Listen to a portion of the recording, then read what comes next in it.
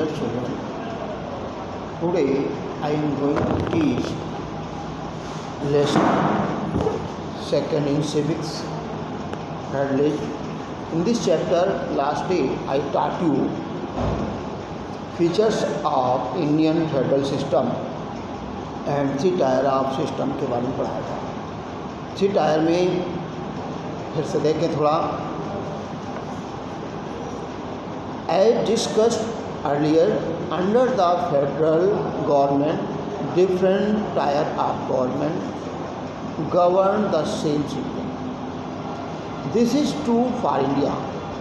In India, we have a three-tier system of government as under union government, state government, local government. हमारे यहाँ ये देश में व्यवस्था पाई जाती है। यूनियन गवर्नमेंट, सेंट्रल गवर्नमेंट और स्टेट गवर्नमेंट में जैसे यूपी, एमपी, ये आपके स्टेट गवर्नमेंट, लोकल म्यूनिसिपलिटी और विलेज गवर्नमेंट, पंचायती राज के बारे में पढ़ाया जाता है, तो बताया गया है और इसके बारे में पहले बता चुके हैं। आगे देखें the point, not equal power to all administrative units, सब कुछ बराबर का नहीं है। देखिए क्या है, it is observed that most of the federation that are formed by holding together do not give equal power to its constituent units, not equal power. In the same way, all states in the Union do not have identical powers. Some states enjoy a special status. Jammu and Kashmir has its own constitution. Many provisions of the Indian Constitution are not applicable to this state without the permission of the state assembly. Indians who are not permanent residents of this state cannot buy land or house there. Similar special provisions exist for Assam and the hill state of the North-East India. Some units of Indian Union enjoy very little power. These are the areas which are too small to become an independent state, but which could not be merged with any of the existing states. These areas like Chandigarh or Lakshadweep or the capital city of the Delhi are called Union Territories. These territories do not have the powers of the state. Union territories are ruled directly by the central government. Consent of the both level of government.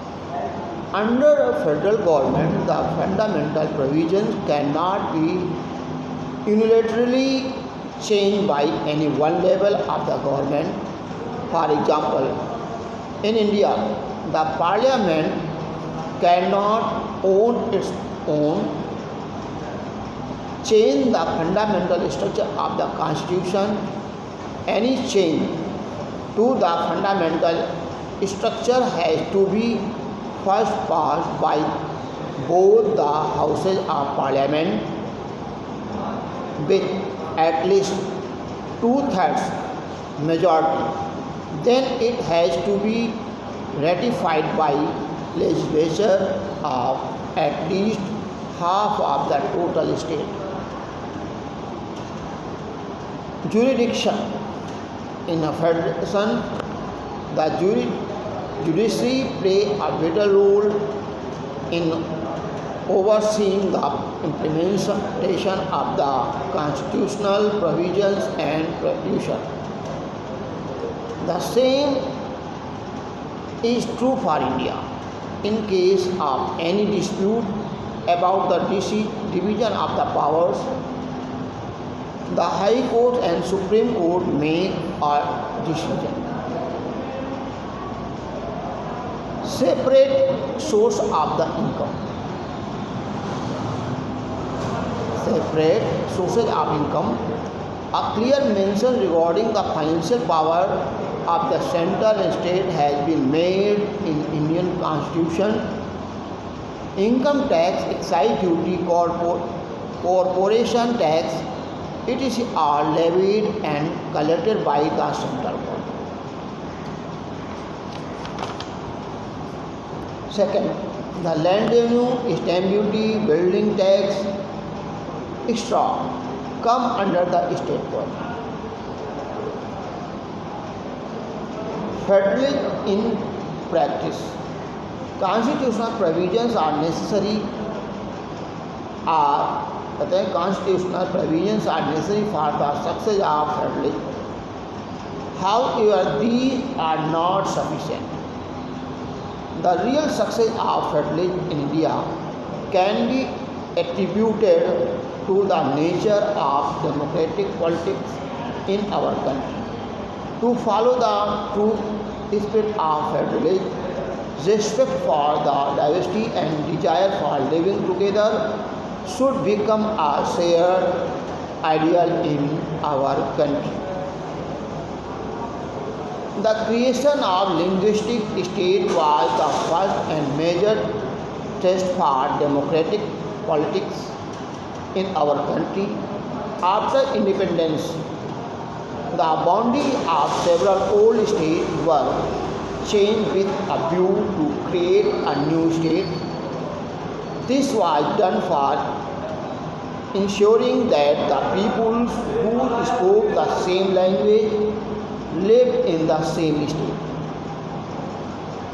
Some states were not created on the basis of language but to recognize difference based on culture, ethnicity and geography. These include states like Nagaland, Uttarakhand and Jharkhand. Some national leaders resisted the demand of new state on the basis of language. They thought this would lead to the disintegration of the country, but later on this fear proved baseless and formation of linguistic state actually made the country more united and administration become easier. Language policy. A second test for Indian Federation is language policy, national language. The Indian Constitution did not give the status of national language to any of the language. The Hindi was identified as official language, which is mother tongue of the only 40% of the Indians. No imposition of it. The central government had not imposed Hindi on the state, wherein the people speak the different language beside Hindi.